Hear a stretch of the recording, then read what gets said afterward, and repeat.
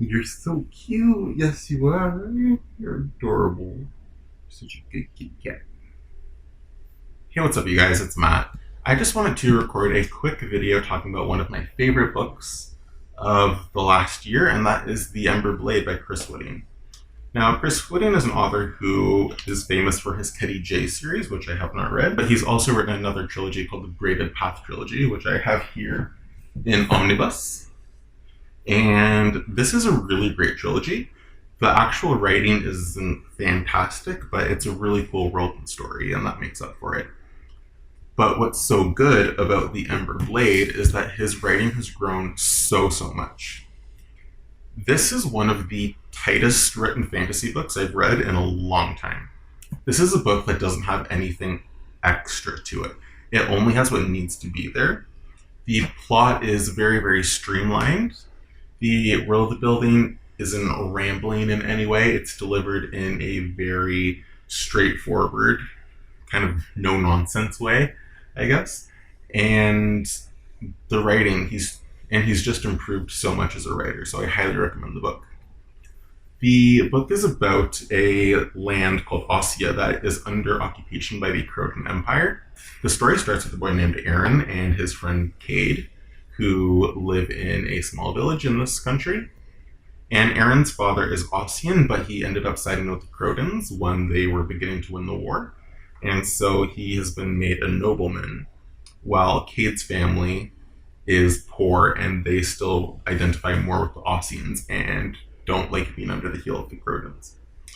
So something happens at the beginning of the book, and Aaron's father is killed. And Aaron and Cade are sent to this penal mine to mine ore for the Croatan Empire. While they're there, they meet a bunch of characters and plan an escape. They end up falling in with a bunch of rebels who are determined to fight back against the Croatan Empire. The standard of the Ossian country is a symbolic sword known as the Ember Blade, and the Ember Blade is being kept in the fortress in the capital city in a vault that the Croatans have.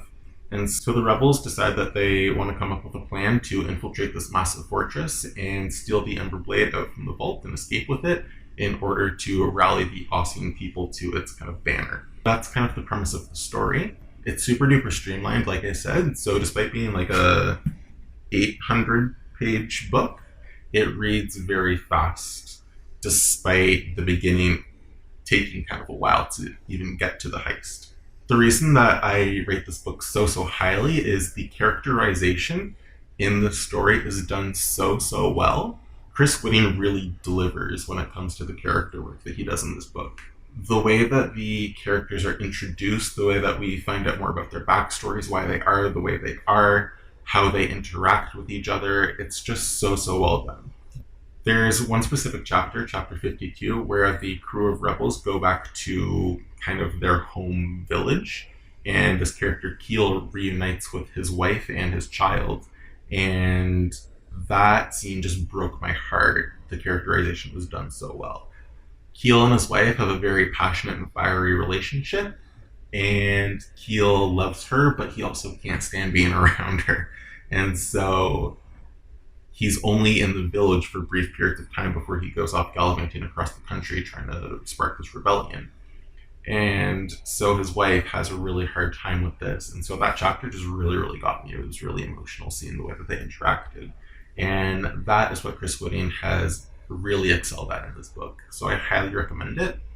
As for the world building, it's not too crazy. It's no Malazan Book of the Fallen by any means. The world building is a little bit akin to the book The Traitor Baru Cormorant, if any of you have read that.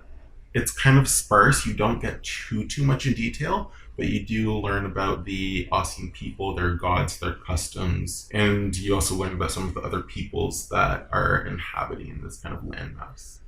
Now, in book 2, we are definitely going to get a lot more world building because Chris Whitting has said that the world is actually quite large and a lot bigger than just these two huge countries that we know about.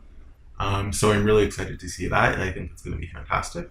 But yes, I really cannot recommend this book enough. I think that you need to check it out because it is truly fantastic, and I really can't see anybody disliking this book.